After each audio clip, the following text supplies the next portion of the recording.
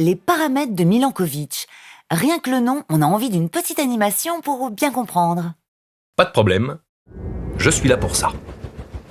Depuis 2 millions d'années, la Terre alterne régulièrement entre périodes glaciaires et périodes interglaciaires. Eh bien, la compréhension de cette alternance, on la doit à l'un des plus importants savants du XXe siècle. Ah ok, compris, Milankovitch, c'est bien ça. Exact, Milutin Milankovitch.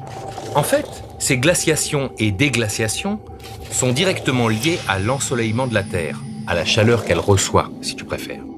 Eh bien, cette chaleur n'est pas constante et varie en fonction de 3 paramètres astronomiques que l'astronome serbe a découverts. D'où le nom paramètre de Milankovitch. Absolument.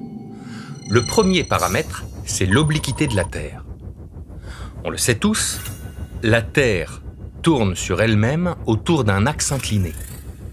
Cette inclinaison est d'ailleurs responsable des saisons.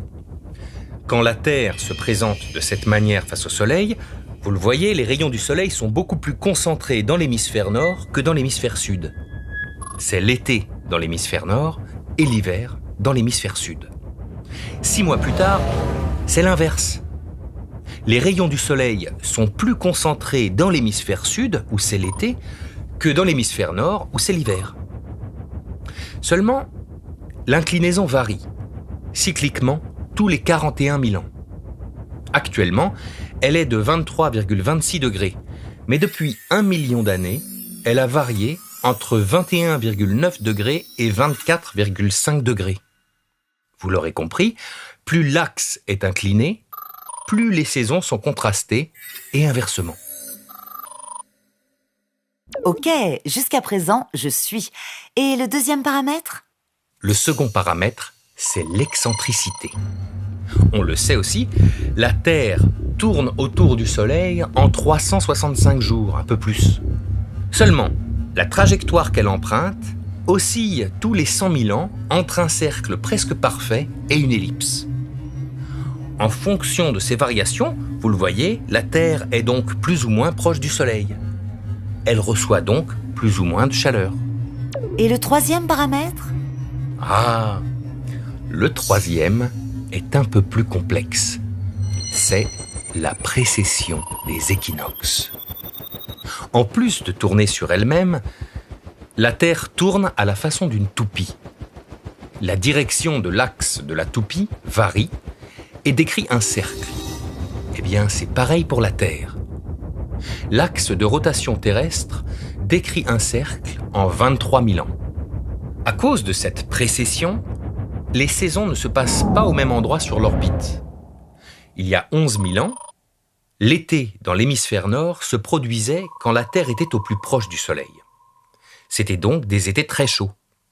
Avec la précession, il se passe désormais quand la Terre est au plus loin du Soleil. Les étés dans l'hémisphère nord sont donc plus frais qu'il y a 11 000 ans. C'est la combinaison de ces 3 paramètres orbitaux, l'obliquité, l'excentricité et la précession, qui influencent le climat de la Terre. Ok, compris. Et concrètement, qu'est-ce qui fait entrer la Terre en glaciation, par exemple ? Si la Terre cumule, par exemple, un axe de rotation peu incliné, une orbite faiblement elliptique et avec des étés qui se produisent loin du Soleil, par exemple, des étés donc frais, la glace accumulée en hiver ne fondra pas pendant l'été. Cela favorisera une entrée en phase de glaciation.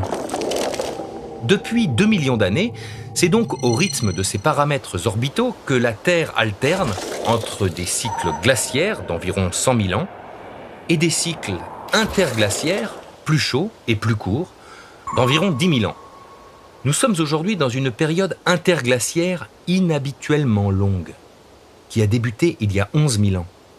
Elle devrait encore durer 40 000 ans avant de voir la prochaine période glaciaire.